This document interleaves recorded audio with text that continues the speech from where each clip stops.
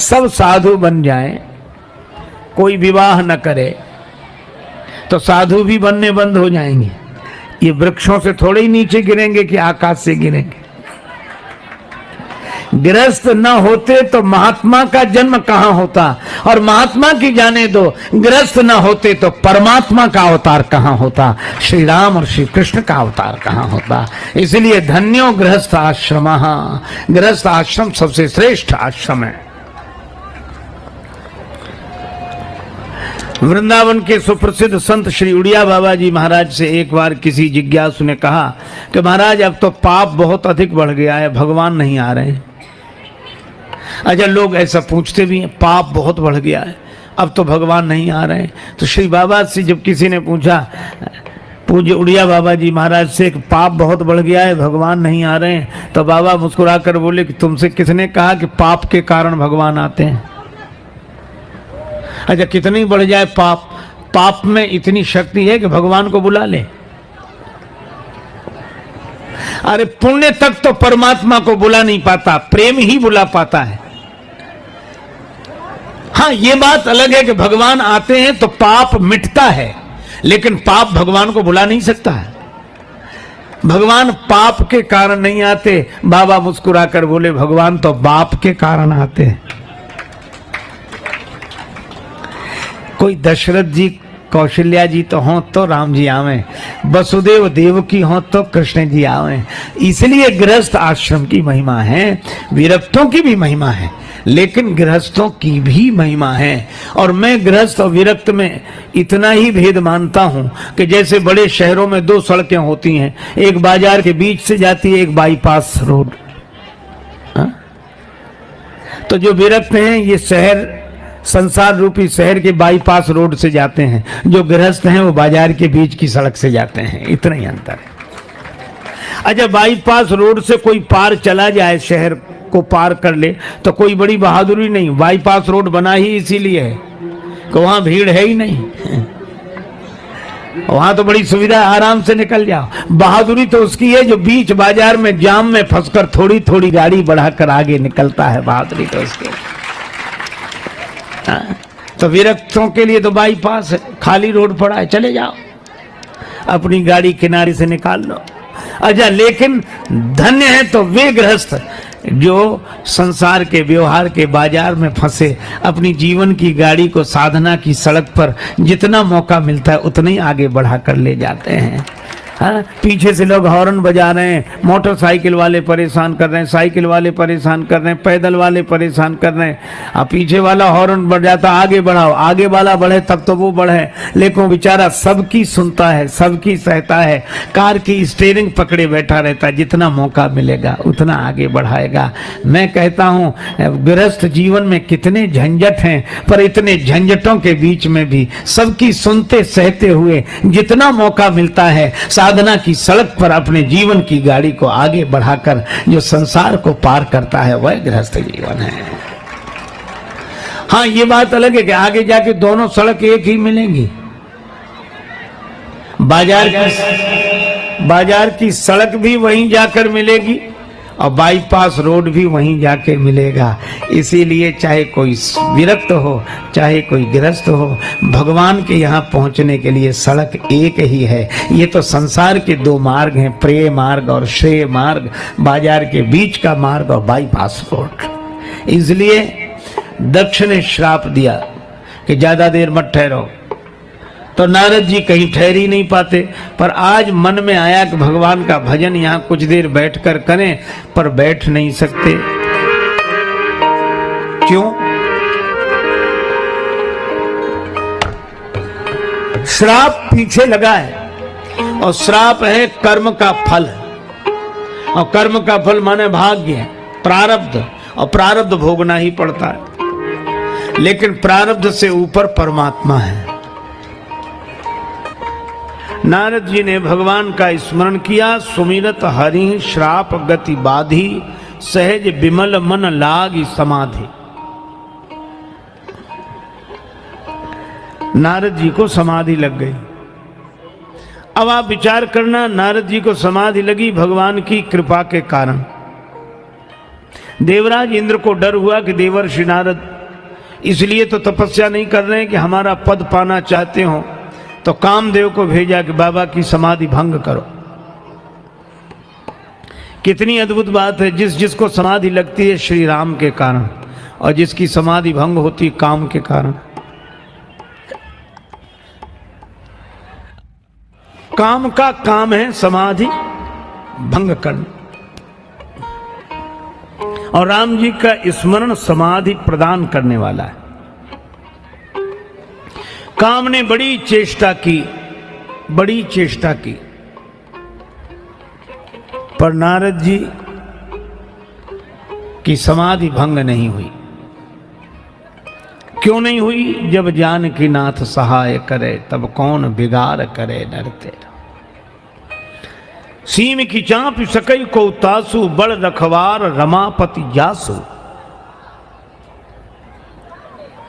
खुली छतों के चिराग कब के बुझ गए होते, कोई तो है जो हवाओं के हाथ थामे हैं। कुछ नहीं बिगड़ा नारद जी का। तो कामदेव ने नारद जी के चरण पकड़ लिए। महाराज आप जैसा महात्मा नहीं, आप जैसा योगी नहीं, आप जैसा तपस्वी नहीं। बस कठिनाई सबसे बड़ी यही हुई कि नारद जी बचे थे भगवान की कृपा के गुण के कारण, और उन्होंने गुण सुन लिए अपने, प्रशंसा अपनी सुनते हैं, भगवान की महिमा से बचते हैं और तारीफ अपनी सुनते हैं। अभिमान आ गया। कामदेव ने कहा कि आप पर काम का कोई प्रभाव नहीं पड़ा। नारद जी बोले मुझे तुम पर क्रोध भी नहीं आया, भयउ न नारद मन कछु रोसा। क्रोध भी नहीं आया मुझे, तो मैंने काम को भी जीता और क्रोध को भी जीता। और कामदेव जाकर अपने राजा इंद्र से कह देना कि मुझे उनके पद का कोई लोभ नहीं है, मुझ में न काम है, न क्रोध है, न लोभ है।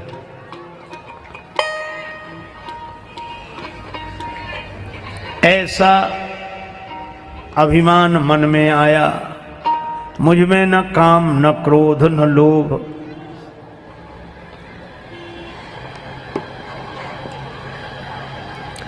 भगवान को भूल गए। अपनी प्रशंसा सुनकर अभिमान से भर जाने वाला भगवान को भूल ही जाता है। यद्यपि कामदेव ने जब देवराज इंद्र की सभा में जाकर यह समाचार दिया तो सुनी सबके मन अचरज आवा, मुनि ही प्रशंसा तो नारद जी की पर हरि ही सिरुनावा। प्रणाम भगवान को किया कि महिमा उनकी है। लेकिन नारद जी को लगा कि मैंने काम को जीत लिया, तो मुझसे पहले भी क्या किसी ने काम को जीता? हाँ, याद आया। किसने? शंकर जी ने। हाँ, शंकर जी ने काम को तो जीत लिया पर क्रोध को नहीं जीत पाए, तभी तो क्रोध करके काम को भस्म कर दिया। पर वाह रे नारद, काम को भी जीता, क्रोध को भी जीता, लोभ को भी जीता। अब हमारे जैसा कौन? तो चलो शंकर जी के पास चलते हैं, उन्हें बता तो दें कि हम आपसे आगे बढ़ गए। अभिमानी की यही प्रकृति होती है। जब मन में आता है अभिमान तो हम दूसरे का करते हैं अपमान। शंकर जी के पास नारद जी गए तो शंकर जी ने सोचा कि देवर्षि आए हैं, संत आए हैं, तो भगवान की कथा सुनने को मिलेगी। पर शिव जी ने कहा कि पधारो पधारो देवर्षि, आपके द्वारा श्री राम कथा सुनने को मिलेगी। नारद जी बोले आजकल हम नई कथा करने लगे। शंकर जी ने कहा कथा तो परम पुरातन नित्य नूतन, नई कैसे? और नई कथा क्या सुनाई? राम कथा सुनने के लिए शंकर जी बैठे थे और नारद जी ने शंकर जी को सुनाई काम कथा।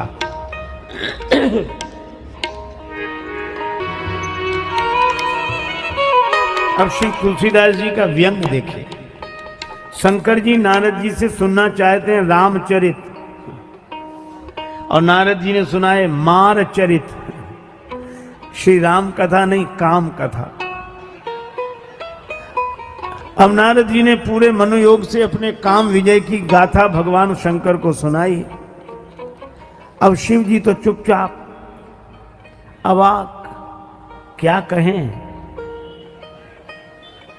जब नारद जी राम कथा के स्थान पर काम कथा कहने लगे, भगवान का स्थान कथा में अभिमान ने ले लिया, तो क्या कहें। जब शंकर जी ने कोई अभिव्यक्ति नहीं दी तो नारद जी पूछने लगे, महाराज कथा कैसी लगी। तो शंकर जी ने कहा कि हमने कथा सुनाने के लिए एक बार हाथ जोड़े थे, अब बार बार हाथ जोड़ रहा हूं, बार बार बिनबो मुनि तो ही, कि जैसे यह कथा हमें सुनाई वैसे और कहीं मत सुनाना। नारद जी बोले और किसी सुनाना, भगवान को छोड़कर तो हमें और किसी से मतलब है नहीं। हां उन्हीं को मत सुनाना, तिमि जनि हरि सुनाए वो कब हूं। नारद जी बोले वैसे तो नहीं सुनाएंगे, अगर चर्चा चल जाए तो। शंकर जी बोले चले वो प्रसंग दुराये वो तब हूं, प्रसंग चले तो भी छिपा लेना। शंकर जी ने हितोपदेश दिया। भगवान शंकराचार्य कहते हैं कोवा गुरुर्यो ही हितोपदेष्टा, संबुदीन उपदेश हित नहीं नारद ही सुहान। भरद्वाज कौतुक सुनहु हरि इच्छा बलवान।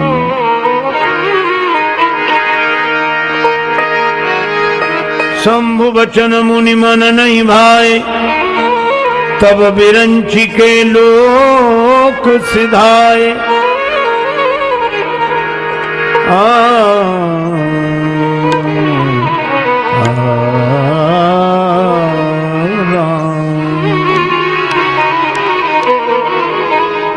शंकर जी ने समझाया पर नारद जी को बात अच्छी नहीं लगी।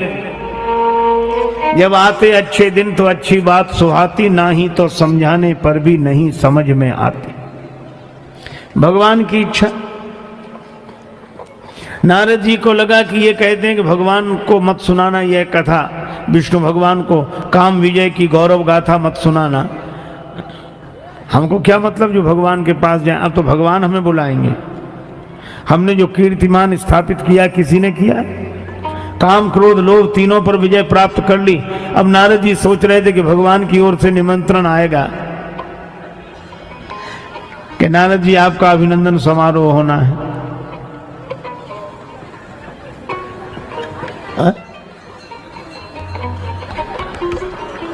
भगवान ने कोई खबर नहीं ली। नारद जी सोच रहे थे कि भगवान बुलाएंगे, सम्मान होगा हमारा।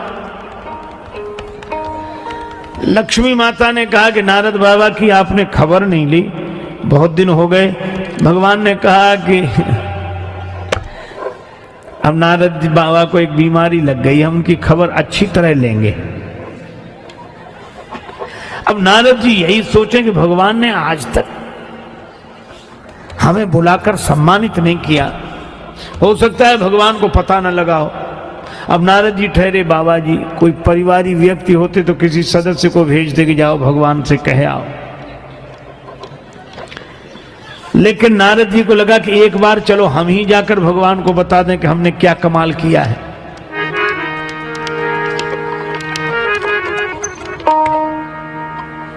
एक बार ही जाएंगे, बार बार नहीं जाएंगे। बार बार जाने से सम्मान नहीं रहता, इज्जत नहीं रहती।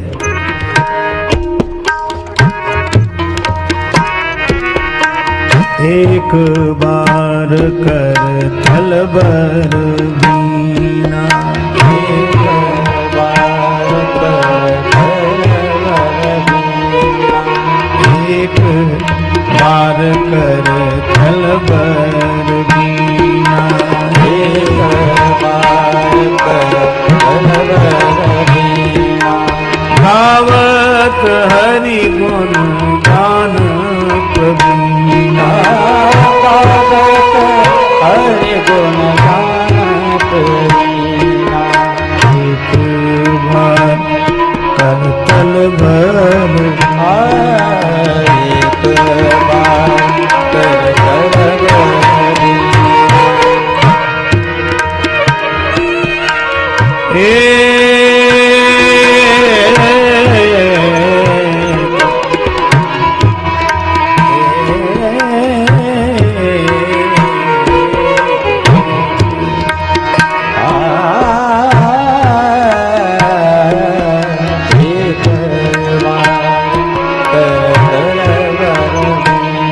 करतल भर बीना एक एक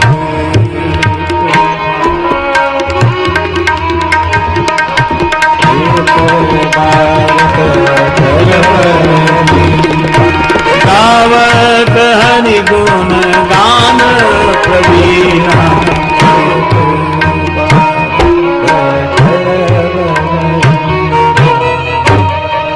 एक बार करतल बर बीना। अच्छा, इस पंक्ति पर ध्यान देना, करतल बर बीणा। वर माने श्रेष्ठ, ये श्रेष्ठता किसके साथ लगी है? बीणा के साथ। और विशेषण किसके साथ जुड़ा? गावत हरिगुण गान प्रवीणा, गायन में प्रवीण और श्रेष्ठ बीणा। प्रशंसा किसकी हो रही है? साज की और आवाज की। जब मन अभिमान से भरता है तो व्यक्ति को भगवान के गुणों की महिमा नहीं, अपनी विशेषता दिखाई देती है। वर वीणा माने श्रेष्ठ साज और गान प्रवीणा माने गायन कला। कभी कभी हम लोगों को यह भ्रम होता है कि साजबाज अर्थात संगीत के कारण कथा है, संगीत के कारण कथा की सरसता है, जबकि यह बात सही नहीं है। बात यह है कि संगीत के कारण कथा नहीं है, भगवान की कथा के कारण संगीत है।